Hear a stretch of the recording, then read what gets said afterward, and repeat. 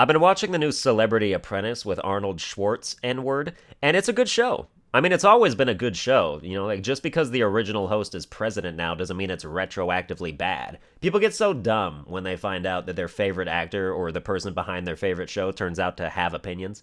It's like we want celebrities to be these mental blank canvases for us to juxtapose our own beliefs onto, so when we hear them go, women's rights are very important, it shatters the fantasy we've created, like a reverse glass ceiling. But anyway, so the latest episode of Celebrity Apprentice has the teams do a photo shoot presentation for Kawasaki motorcycles, who claim to be the most recognizable brand in biking because they've never heard of Harley Davidson. So the team are split into men and women teams. So the women team is preparing a female empowerment kind of presentation because the client wanted something bold and innovative and to show that motorcycles can be for anyone. Because of course they can. Far be it from me to exclude certain demographics from the privilege of skidding sideways into the back wheels of a semi-truck. So for one of the photos, they want to do a shot of Brooke Burke, who's on the show as a contestant, and her husband, who isn't. So since the theme is women's empowerment, the shot is supposed to be of Brooke riding at the front of the motorcycle with her husband behind her holding her waist or whatever. So her husband gets there for the shoot, and they tell him the premise because he didn't know specifics going in, and when he hears it, he's all fucking macho and insecure, like, what? I can't be seen in the back of a motorcycle with a woman driver. It's like, bitch, she's not driving you to China. It's a stationary bike. You're not in danger, you fucking pathetic excuse of a nothing. And Brooke is trying to get him to do it because it's the entire concept. And if he doesn't, they're screwed. And he won't budge. And it pisses me off. And people hate him on the internet right now. It is funny and well-deserved. The real piss off, though, is that Brooke comes off as this shy, whimpery, oh, my husband is saying no to me. I guess I don't want this anymore. They argue a bit more, but it's not arguing like you think of arguing. She's like, I mean, this is the whole concept, so like, we really need this. And he's like, but this would never happen, like you would never be in the front when we rode a motorcycle together. And then she's like, but this isn't real life, it's a photo shoot, you fucking coward. And then he's like, oh, I'm sorry, you're right, I'm being a giant douche on a reality show. I should really avoid committing to an engagement just to let everyone down trying to change it. Obviously, it didn't go down that way like it should have. What ended up happening was Brooke's dumbass husband convinced, and when I say convinced, I mean steamrolled, her into shooting it so he was at the front and she was at the back, which defeated the entire purpose of the message and ended up making them lose the challenge. So when I saw that, I was like, hot damn, Mr. Brooke Burke, you just got your wife fired from Celebrity Apprentice because of your tiny dick.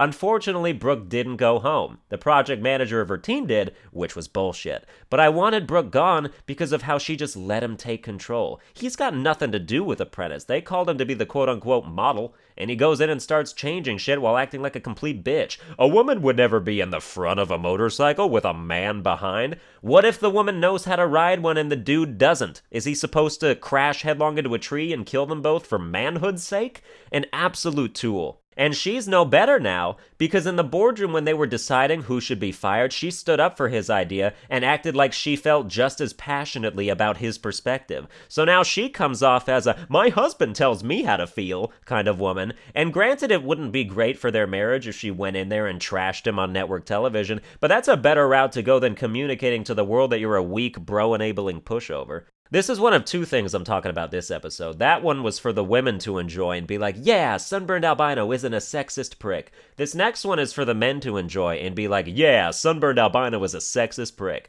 Ideally, I'm kidding, but I'm sure some of you will see it that way regardless.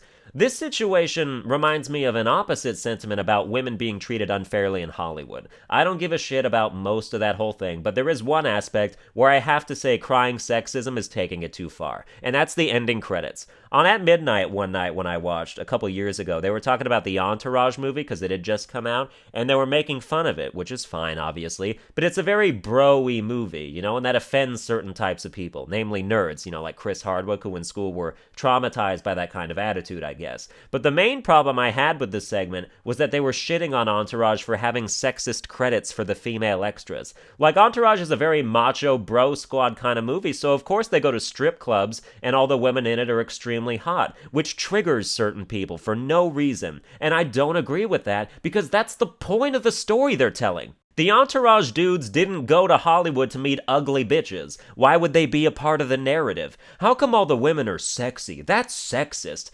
Because they're going to fucking Hooters, you idiot. If the chicks were ugly, they wouldn't be Hooters waitresses. Why don't they go out and meet a bunch of physicists and doctors and grow intellectually from the experience? Yeah, dude, try selling that movie to the Entourage crowd. That's like Jersey Shore having an episode where they go to a Black History Museum on Martin Luther King Day. So because all the women in the movie are bombshells, they have credits that reflect as such. You know, hot girl at bar number 1, hot Hooters waitress number 2, and people think that's sexist. You are SJW drunk if you think those credits should be like, woman working on her PhD at the bar, hot wings girl with dreams of ending world hunger. Their aspirations aren't on display here. Their bodies are. And that isn't exploitative when it's their fucking job. These people are extras. They don't have dialogue. When they walk on screen, the most apparent thing about them isn't their goals. It's dat ass. People are so threatened by the idea of objectifying a woman, when the truth is that women's bodies are objects. A body is an object. Tits are objects. An ass is an object. My dick is an object. How about we share inventory? You don't forget that they're human people when you're visually stimulated.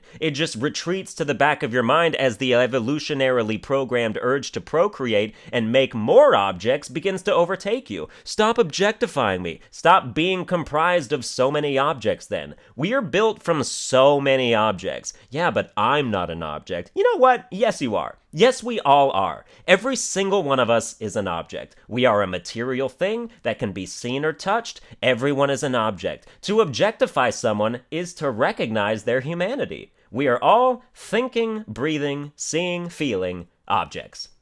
Well, that's going to do it for this episode. I hope you enjoyed it. If you did, you can like, share, and subscribe, and I'll play myself off.